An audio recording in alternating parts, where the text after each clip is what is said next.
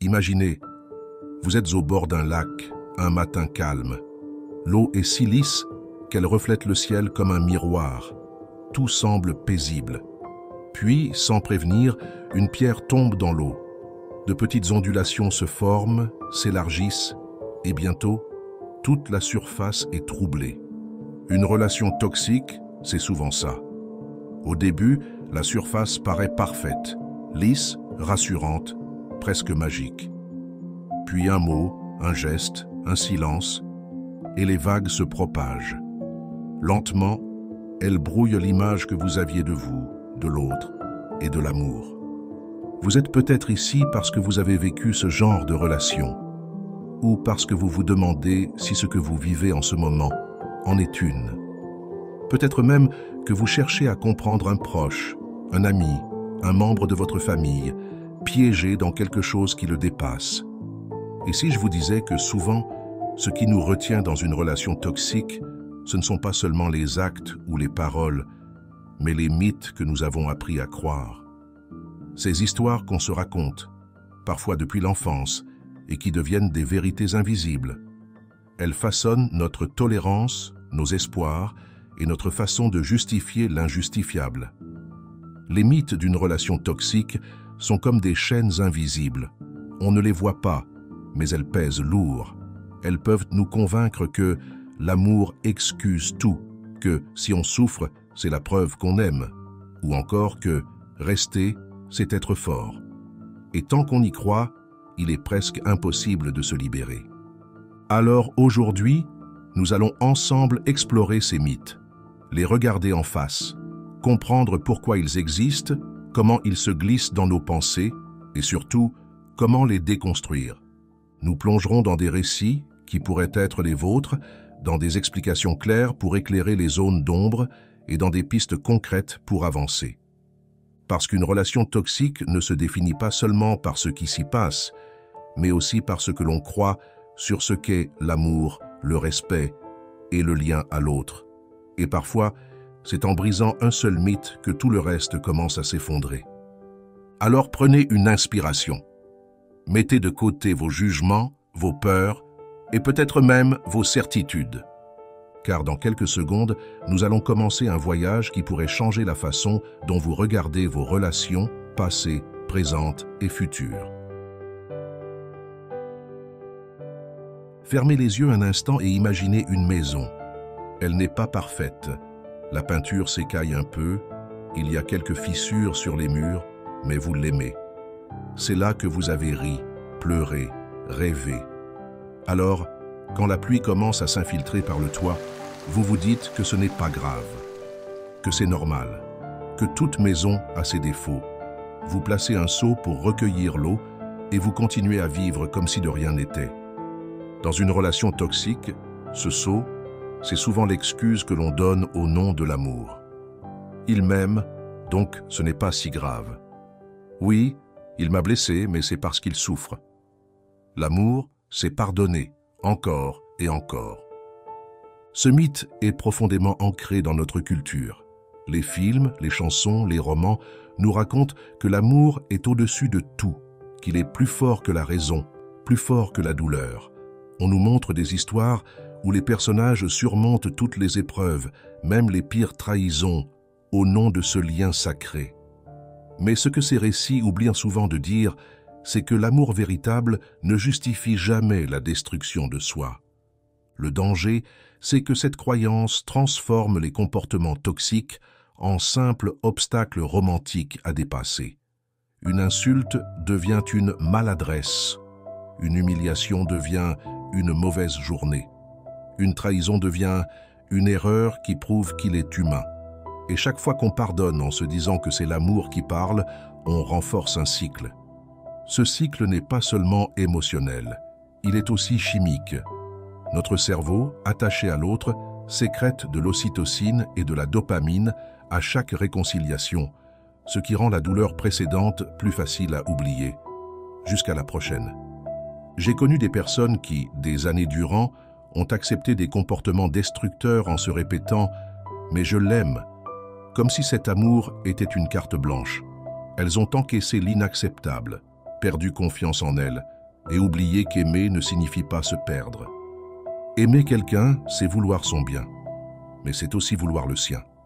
Un amour qui vous brise, qui vous éteint, n'est pas un amour à protéger, c'est une alerte à écouter. Alors, comment briser ce mythe? D'abord en changeant la question que l'on se pose. Au lieu de « est-ce que je l'aime ?», demandez-vous « est-ce que je me sens aimé de façon saine ?» Ensuite, en observant les actes plus que les paroles. L'amour ne se mesure pas à l'intensité des émotions, mais à la constance du respect. Et enfin, en se rappelant que le pardon est une force, mais qu'il ne devrait pas être un mode de survie. Le jour où vous comprendrez que l'amour n'excuse pas tout, c'est comme si vous répariez enfin ce toit qui fuit. La pluie pourra tomber autant qu'elle veut, vous resterez au sec. Imaginez que vous tenez dans vos mains une petite graine. Vous décidez de la planter, de l'arroser chaque jour, de la protéger du vent et du froid. Vous l'entourez de toute votre attention. Vous êtes persuadé que grâce à vos soins, elle deviendra un magnifique rosier. Mais les saisons passent, et ce qui pousse n'est pas un rosier. C'est un cactus. Et peu importe combien vous l'arrosez ou combien vous lui parlez avec tendresse, il ne donnera jamais de rose. Dans une relation toxique, ce mythe prend souvent racine dès les premiers signes d'ombre. Vous voyez des comportements blessants, des attitudes destructrices, mais vous vous dites « il a souffert, il n'a jamais eu quelqu'un pour le comprendre. Avec moi, ce sera différent. Mon amour va le guérir. » Et c'est là que le piège se referme. Vous vous mettez dans la peau d'un sauveur. Vous vous persuadez que votre rôle est de réparer, d'éduquer, de transformer. Ce mythe est d'autant plus puissant qu'il flatte notre ego. Il nous donne l'impression d'avoir un pouvoir presque magique sur l'autre. Et, au début, il y a parfois de petits signes qui semblent confirmer cette idée. Une dispute moins violente, un geste d'affection inattendu, des excuses. Vous vous dites que c'est le début d'un changement, mais souvent, ce n'est qu'une accalmie passagère. Psychologiquement, croire que l'on peut changer l'autre par amour nous pousse à accepter l'inacceptable plus longtemps. On justifie les rechutes, on excuse les vieux réflexes, on se dit que c'est normal, ça prend du temps. Mais ce qu'on oublie, c'est que le changement ne vient jamais d'une volonté extérieure. Il ne peut naître que de la personne elle-même, lorsqu'elle décide de regarder en face ses propres ombres et de travailler dessus. J'ai entendu l'histoire d'une femme qui, pendant 15 ans, a supporté des humiliations en croyant que son mari finirait par comprendre grâce à elle. Elle avait vu, un jour, une étincelle dans son regard et elle s'y était accrochée comme à une promesse. Mais l'étincelle n'est jamais devenue flamme. Elle s'est éteinte dans l'attente et l'usure. Ce qu'elle a fini par comprendre, c'est qu'on peut inspirer quelqu'un, on peut lui tendre un miroir, mais on ne peut pas marcher à sa place sur le chemin du changement. Alors, comment se libérer de ce mythe? En acceptant que l'amour ne donne pas de super-pouvoir, en reconnaissant que chacun est responsable de sa propre transformation, et en se rappelant que votre mission dans une relation n'est pas de jouer au sauveur, mais de co-construire un espace où chacun grandit par lui-même. Changer l'autre par amour est une illusion douce, mais dangereuse. Car pendant que vous essayez de transformer un cactus en rosier, vous oubliez qu'il existe quelque part un jardin où les roses poussent déjà. Fermez les yeux et imaginez un feu de camp. Les flammes dansent, réchauffent, illuminent la nuit. Vous vous rapprochez pour sentir leur chaleur, fasciné par leur éclat. Mais plus vous avancez, plus la brûlure se fait sentir. Pourtant, vous restez, persuadé que cette chaleur vaut bien quelques brûlures. C'est exactement ainsi que fonctionne ce mythe. Croire qu'une relation intense, passionnée, doit forcément faire mal. On nous a vendu cette idée dans les histoires d'amour tragiques, les chansons enflammées, les films où les héros s'aiment jusqu'à la destruction. On a appris à confondre l'intensité émotionnelle avec la profondeur des sentiments. Comme si plus on souffrait, plus c'était la preuve que c'était vrai. Et c'est ainsi que, parfois, on supporte des montagnes russes émotionnelles, persuadés que ce chaos est le signe d'un lien exceptionnel. Le danger, c'est que cette croyance nous fait associer l'instabilité à l'authenticité. On se dit que si on est heureux tout le temps, c'est trop simple, trop fade. Alors on tolère les crises, les disputes violentes, les séparations suivies de retrouvailles passionnées. Chaque réconciliation devient un shoot d'adrénaline, un soulagement intense qui nous fait oublier la douleur qui a précédé. Sur le plan biologique, c'est un mécanisme addictif. La libération de dopamine et d'endorphine après la souffrance crée une dépendance émotionnelle. On finit par chercher la douleur, inconsciemment, pour retrouver le plaisir qui suit. J'ai rencontré un homme qui disait « Avec elle, je vis un enfer, mais je ne peux pas m'en passer. Quand c'est bien, c'est incroyable. » Ce qu'il ne voyait pas, c'est que ces moments incroyables n'étaient pas la norme, mais de courtes pauses dans un cycle de tensions et de conflits. Il croyait vivre une grande histoire d'amour. En réalité, il vivait une montagne russe émotionnelle soigneusement entretenue par la peur, la colère et le manque. Pour briser ce mythe, il faut apprendre à reconnaître que la paix et la stabilité ne sont pas synonymes d'ennui, qu'un amour profond peut être intense sans être destructeur, et qu'on n'a pas besoin de brûler pour sentir la chaleur. Cela demande parfois de réapprendre à aimer, à se connecter à l'autre sans chercher la douleur comme preuve de profondeur. Un feu peut réchauffer ou brûler. La différence, c'est la distance à laquelle on choisit de rester. Et dans une relation, c'est pareil. Si la passion devient une source de blessures constantes, il est peut-être temps de reculer pour se protéger et découvrir qu'on peut aimer avec intensité, mais sans se brûler les mains. Imaginez un marin accroché à son navire en pleine tempête. Le vent hurle, les vagues s'écrasent contre la coque, l'eau s'engouffre par tous les côtés. Mais il reste là, cramponné au gouvernail, persuadé qu'abandonner serait une preuve de faiblesse. Il se dit « Un vrai marin ne quitte jamais son navire ». Et c'est ainsi qu'il coule, emporté avec lui.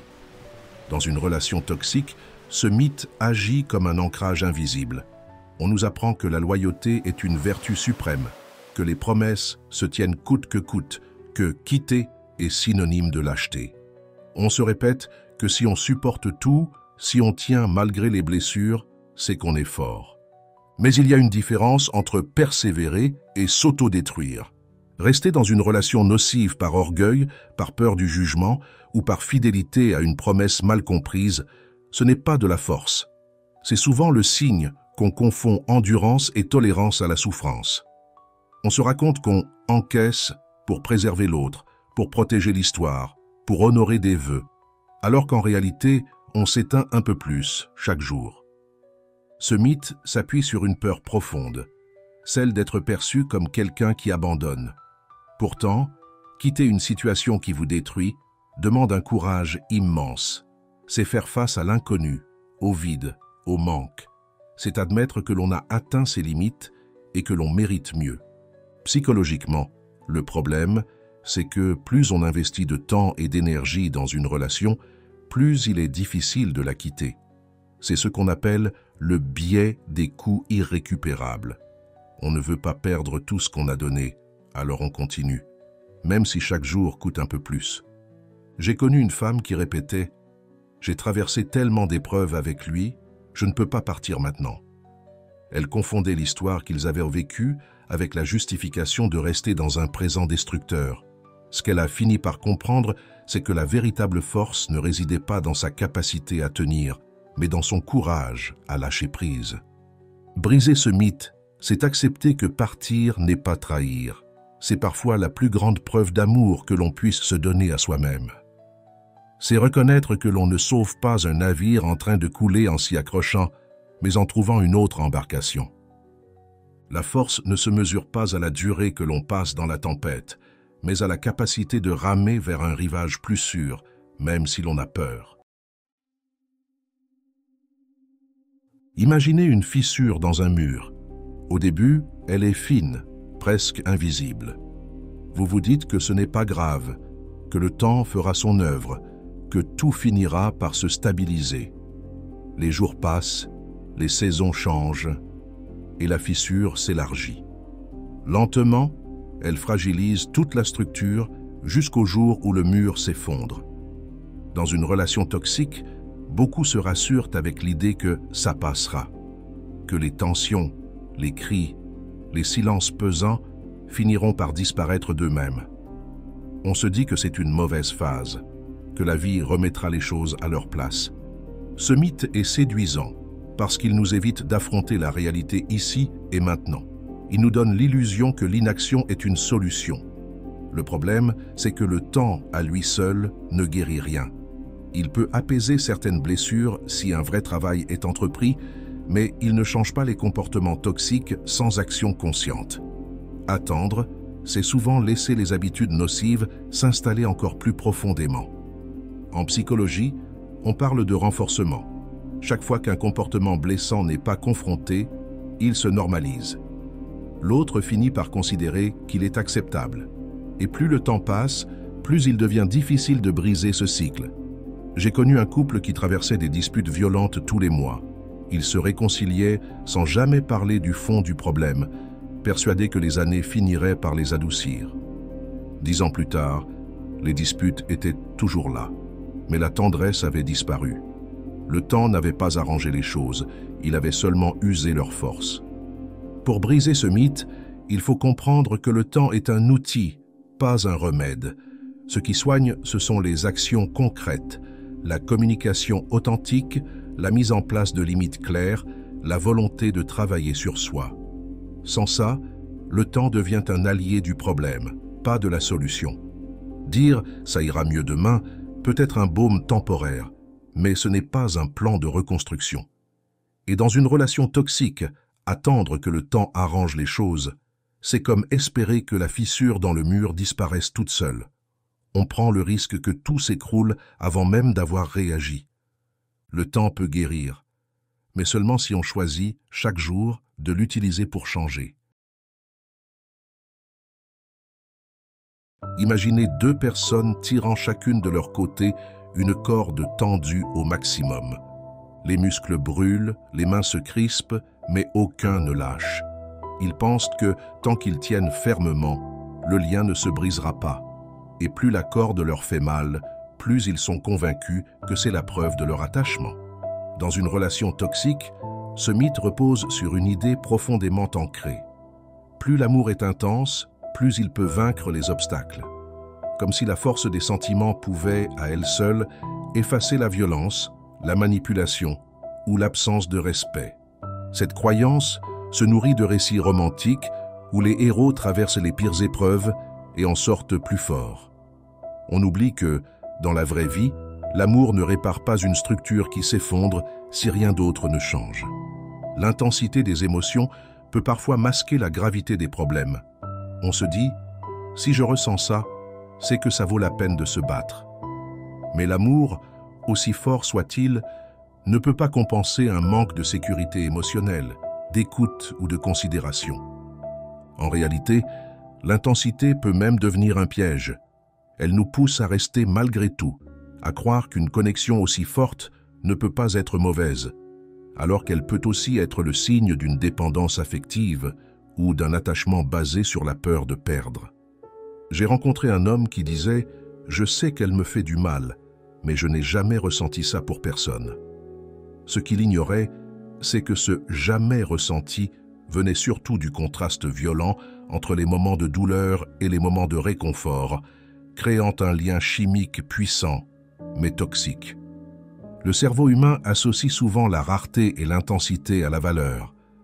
C'est pourquoi, dans certaines relations, plus les bons moments sont rares, plus on s'y accroche, comme à une oasis dans le désert. Pour déconstruire ce mythe, il faut accepter que l'amour, pour durer et épanouir, a besoin de plus que de l'intensité. Il lui faut de la constance, du respect et une sécurité émotionnelle. Un amour fort qui ne s'accompagne pas de ses bases est comme une maison sans fondation, belle à regarder, mais condamnée à s'écrouler à la moindre secousse. L'intensité de l'amour peut inspirer, motiver, rapprocher. Mais elle ne peut pas, à elle seule, tout surmonter. Ce qui sauve une relation, ce n'est pas la force des émotions, mais la qualité des actions. Imaginez une bougie dans une pièce sombre. Elle brûle, éclaire, réchauffe. Mais plus la flamme danse, plus la cire fond.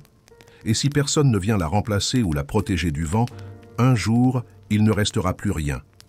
Dans une relation toxique, ce mythe transforme la bougie en symbole. L'idée qu'aimer vraiment, c'est se consumer pour l'autre. Depuis l'enfance, beaucoup d'entre nous ont entendu que l'amour, c'est tout donner. Les contes, les films, les chansons nous montrent des héros prêts à se perdre pour sauver la personne qu'ils aiment. Cette vision romantique, séduisante, se teinte d'un poison subtil. Elle normalise l'effacement de soi. Dans la réalité, se sacrifier pour l'autre encore et encore, c'est créer un déséquilibre profond. Et dans une relation toxique, ce déséquilibre devient un terrain fertile pour la manipulation. Le sacrifice constant érode l'identité. On renonce à ses envies, à ses valeurs, à ses rêves, pour éviter les conflits ou pour protéger l'autre de ses propres responsabilités. Et peu à peu, on perd le sens de qui l'on est. Psychologiquement, ce comportement s'appuie sur une croyance forte. Je vaux quelque chose si je suis utile. Ainsi, on confond amour et service, affection et obligation. J'ai connu une femme qui disait « S'il est heureux, alors je suis heureuse ». Mais au fil du temps, elle n'avait plus de réponse à la question. Qu'est-ce qui te rend, toi, heureuse? Son identité avait été avalée par la relation. Ce qu'elle a découvert en thérapie, c'est qu'aimer ne signifie pas s'effacer, qu'un amour sain laisse de l'espace pour deux existences, deux projets, deux voies qui coexistent et s'enrichissent mutuellement. Pour briser ce mythe, il faut accepter que poser des limites n'est pas un manque d'amour. Au contraire, c'est préserver l'énergie nécessaire pour continuer à aimer sans s'épuiser. C'est reconnaître que votre bien-être n'est pas négociable et qu'il ne diminue pas la valeur de ce que vous offrez à l'autre. Un feu de camp peut réchauffer toute une nuit, mais seulement si l'on prend soin d'y ajouter du bois. Si l'on ne fait que brûler sans se nourrir, il s'éteint. Et dans une relation, si vous vous sacrifiez jusqu'à vous éteindre, il ne restera plus rien à offrir. Imaginez un vieux film que vous adorez, vous le connaissez par cœur. Vous repensez souvent à la première fois où vous l'avez vu. Les couleurs vives, la musique, l'émotion. Mais au fil des ans, la pellicule s'est abîmée. Les images sont moins nettes, le son grésille. Pourtant, chaque fois que vous le regardez, vous espérez retrouver la magie d'autrefois. Dans une relation toxique, ce mythe est l'un des plus puissants. On se souvient des débuts comme d'un paradis perdu. Les regards complices, les gestes tendres, les promesses murmurées.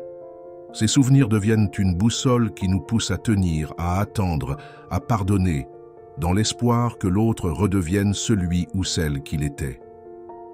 Ce que l'on oublie, c'est que ces moments ne sont parfois qu'une façade, un masque porté au début, ou simplement une phase d'illusion où chacun montre le meilleur de soi. Psychologiquement, ce mythe joue sur ce qu'on appelle la mémoire sélective. On idéalise les bons moments et on minimise les mauvais. Chaque petite attention, chaque rare moment de douceur devient une preuve que la magie est encore là, même si tout le reste indique le contraire. Ce mécanisme nous enferme dans un cycle d'attente. On endure le présent pour un futur hypothétique en oubliant que ce futur n'existe peut-être pas. J'ai entendu un homme dire « Elle était parfaite au début, je sais qu'elle peut redevenir comme ça ». Ce qu'il ne voyait pas, c'est que ce début était peut-être la seule version de leur histoire qui n'avait jamais été réelle. Un décor éphémère qui ne pouvait pas durer. Briser ce mythe, c'est accepter que le passé n'est pas toujours un modèle à reproduire. Que si une relation vous fait souffrir aujourd'hui, l'attente d'un retour au bon vieux temps peut vous priver de la possibilité de construire un présent plus sain. Il ne s'agit pas de nier les bons souvenirs, mais de comprendre qu'ils ne sont pas une garantie. L'amour se vit dans le présent, pas dans un souvenir figé. Nous avons exploré ensemble 8 mythes, 8 croyances qui, comme des fils invisibles, peuvent nous retenir dans des relations qui nous abîment. Des histoires que l'on se raconte, parfois depuis l'enfance, et qui façonnent nos choix, nos limites, nos silences. Le mythe que l'amour excuse tout. Celui qu'on peut changer l'autre par amour. Que la passion justifie la douleur. Que rester, c'est être fort. Que le temps finit toujours par arranger les choses. Que l'intensité de l'amour peut tout surmonter. Qu'aimer, c'est se sacrifier. Et enfin, celui qu'un jour, tout redeviendra comme au début. Briser ces mythes, ce n'est pas seulement mettre fin à une relation toxique. C'est aussi changer la façon dont on perçoit l'amour, la loyauté et soi-même.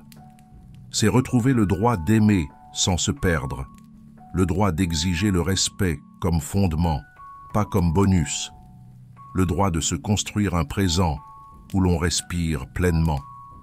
Peut-être qu'en écoutant ces mots, vous reconnaissez un ou plusieurs de ces mythes dans votre propre histoire. Peut-être que vous sentez cette résistance intérieure, cette petite voix qui dit « Oui, mais dans mon cas, c'est différent. C'est normal. Ces croyances sont tenaces, mais elles ne sont pas indestructibles. Chaque prise de conscience est une fissure dans leur mur. Chaque limite posée est un coup de marteau dans leur fondation. Et un jour, les chaînes tombent. Alors, si vous avez reconnu quelque chose de vous aujourd'hui, ne laissez pas cette lucidité s'éteindre. Parlez-en. Cherchez du soutien. Écrivez ce que vous ressentez. Offrez-vous la chance d'un amour qui ne demande pas de vous éteindre pour briller. Et souvenez-vous, l'amour, le vrai, ne vous arrache pas des morceaux pour vous les rendre plus tard. Il vous élève, il vous soutient, il vous permet de devenir plus vous-même. Tout le reste n'est qu'illusion. Et vous méritez mieux qu'une illusion. Si cette vidéo vous a parlé, laissez un commentaire, partagez-la à quelqu'un qui pourrait en avoir besoin et abonnez-vous pour ne pas manquer les prochaines histoires et réflexions sur le chemin des âmes. Prenez soin de vous. Et surtout, n'oubliez pas que vous êtes digne d'un amour qui vous construit, pas qui vous détruit.